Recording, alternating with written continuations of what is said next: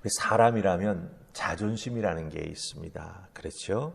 이 자존심이 무너지면 어떤 사람들은 그 생이 같이 무너지는 그런 모습도 볼 수가 있어요.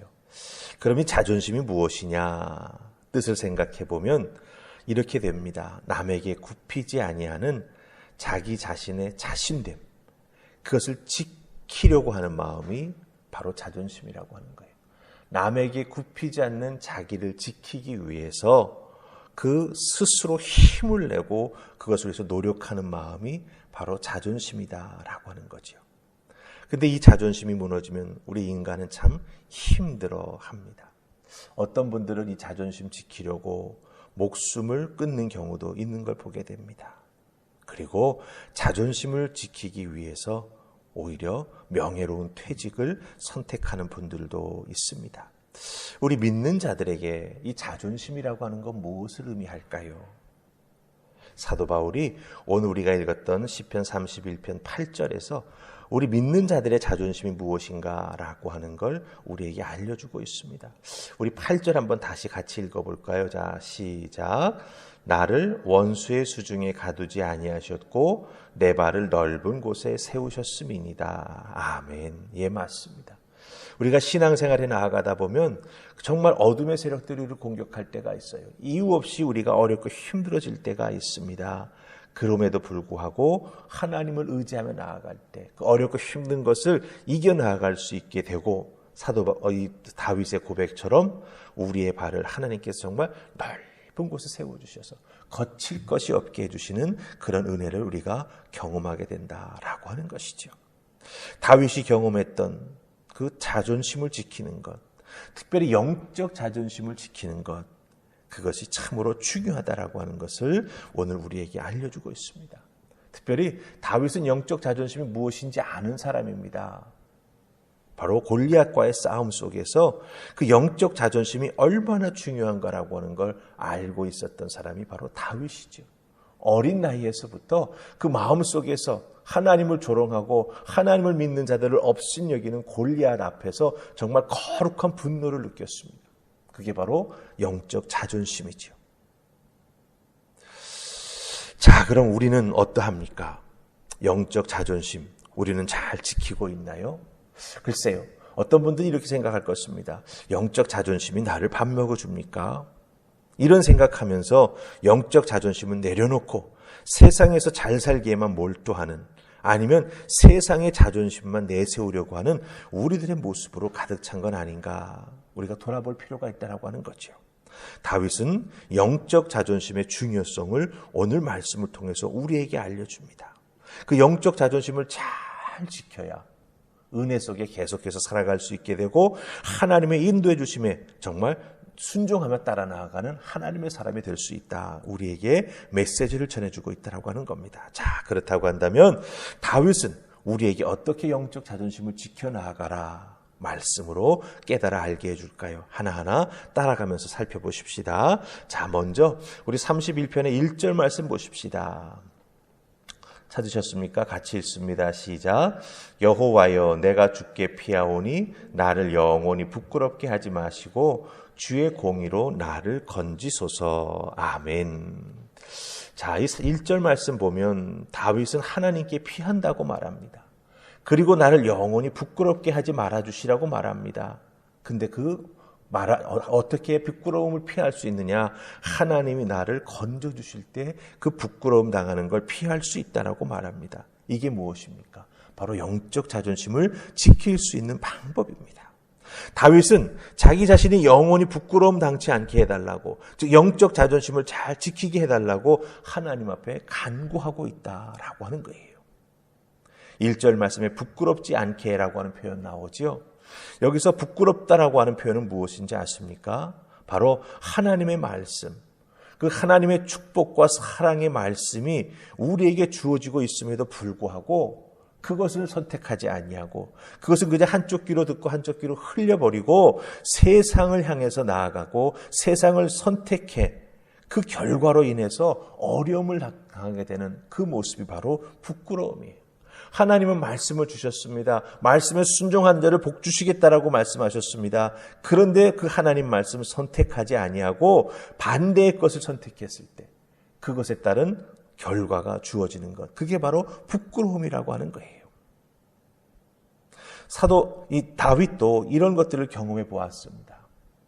하나님께서 주신 말씀, 하나님께서 주신 은혜가 있었음에도 불구하고 눈에 보이는 것, 자기의 감정이 끌리는 것을 선택했을 때 그것을 통해서 자기 자신의 무너짐과 범죄함으로 인해서 바닥에 추락해버리는 자기 자신을 경험해 본 적이 있습니다. 그걸 바로 부끄러움이라고 하는 단어로 표현하고 있는 거죠. 이 부끄러움을 경험하지 않아야 하나님 앞에 영적 자존심을 은혜로 세움받게 되면서 살아나가는 믿음의 사람이 된다라고 하는 거예요. 그래서 다윗은 하나님 앞에 기도합니다. 부끄럽게 하지 말아달라고 하나님께 간구하죠. 사도 바울은요, 로마서 10장 11절에서 이렇게 말합니다. 누구든지 그를 믿는 자는 부끄러움을 당하지 아니하리라, 이렇게 말합니다. 여기서 그를 믿는다라고 하는 건 무엇을 의미합니까? 예수님 믿는 것 말합니다. 예수님 바로 믿는 것 말합니다. 예수님만 믿고 의지하며 따라가는 것을 의미합니다. 그렇게 될 때 우리 인생은 부끄러움을 당치 않는다라고 하는 거예요. 다윗은 하나님 앞에 나 자신이 영원히 부끄러움 당치 아니하도록 기도하고 간구합니다. 나를 건져달라고 간구합니다. 내가 잘못된 길로 선택해서 걸어갈 때 하나님 그 길에서 나를 건져주셔서 영원한 부끄러움, 영적 자존심이 무너지는 일들을 당하지 아니하도록 나를 지켜주시옵소서 간구하고 있다라고 하는 거예요. 여러분들, 이 부끄러움을 당한다라고 하는 게 참 쉽지가 않지 않습니까? 그렇기 때문에 우리들도 우리의 이런 영적 자존심을 지키기 위해 먼저 말씀에 자기 자신이 바로 서야 합니다. 그리고 하나님께 기도하며 간구해야 합니다. 나를 지키소서, 나를 이끌어 주소서.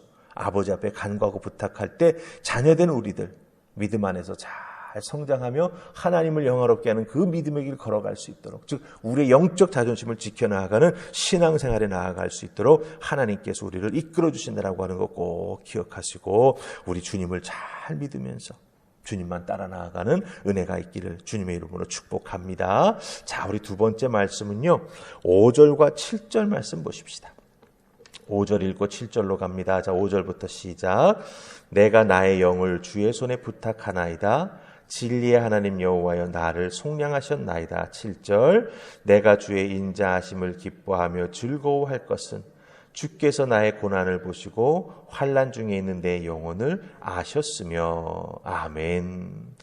자, 우리가 1절에서는 하나님 앞에 간구한다라고 하는 말을 우리가 중심으로 살펴보았어요.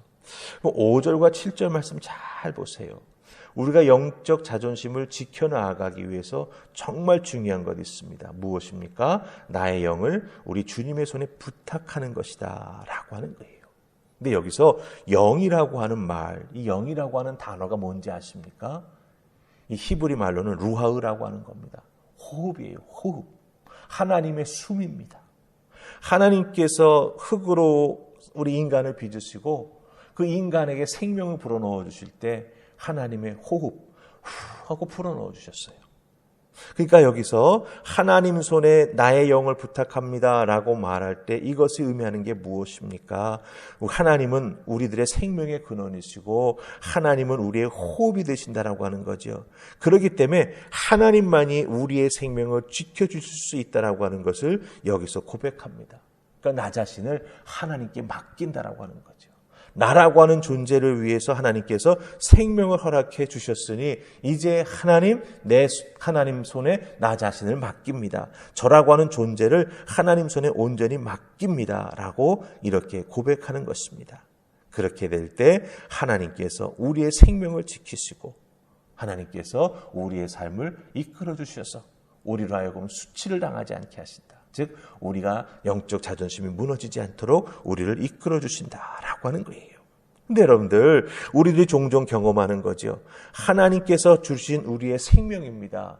이 생명을 내 힘으로 우리의 수단과 방법으로 뭔가 지켜보고 잘 되게 하려고 할 때에는 이상하게 우리가 꼭 실수하는 걸 발견해요.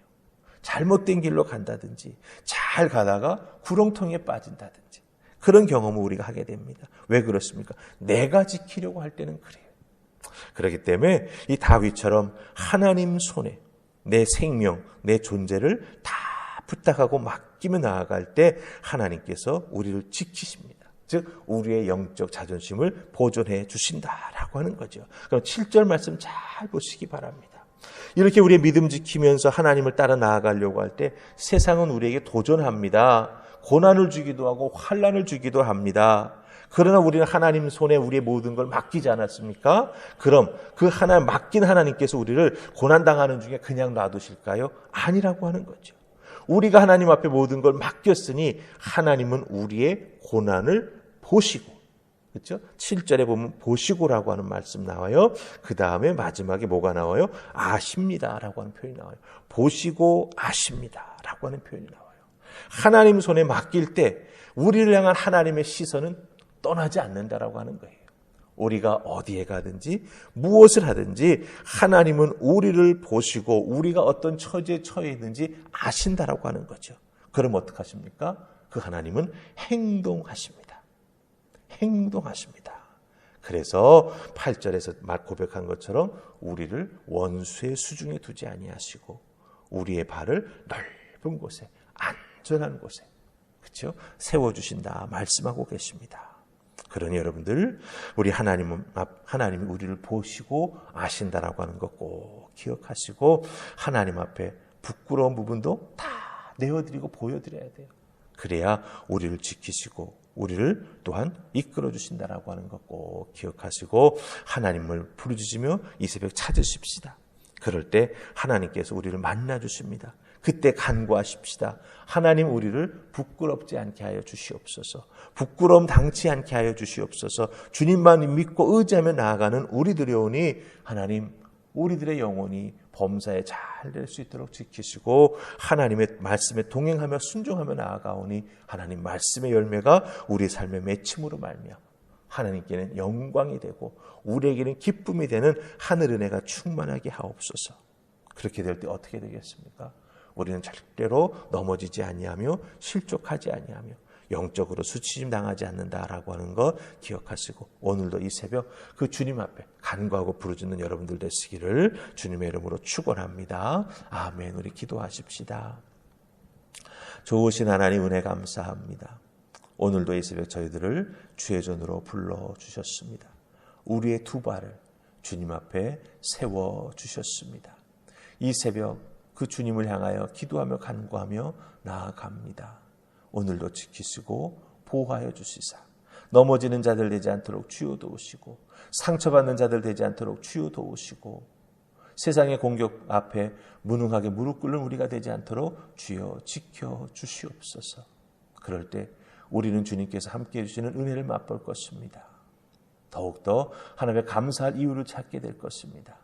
그걸 통해서 우리는 하나님의 자녀됨이 얼마나 귀한 것인지 예수 그리스도를 믿고 의지하는 자들에게는 부끄러움 당하지 아니하는 실패하거나 넘어지지 아니하는 은혜를 하나님께서 우리에게 계속해서 베풀어 주시는구나 깨달아 알게 될 줄 믿습니다. 오늘도 승리하는 하나님의 자녀들 다 될 수 있도록 이끌어 주실 줄 믿사옵고 예수님 이름으로 기도하옵나이다. 아멘.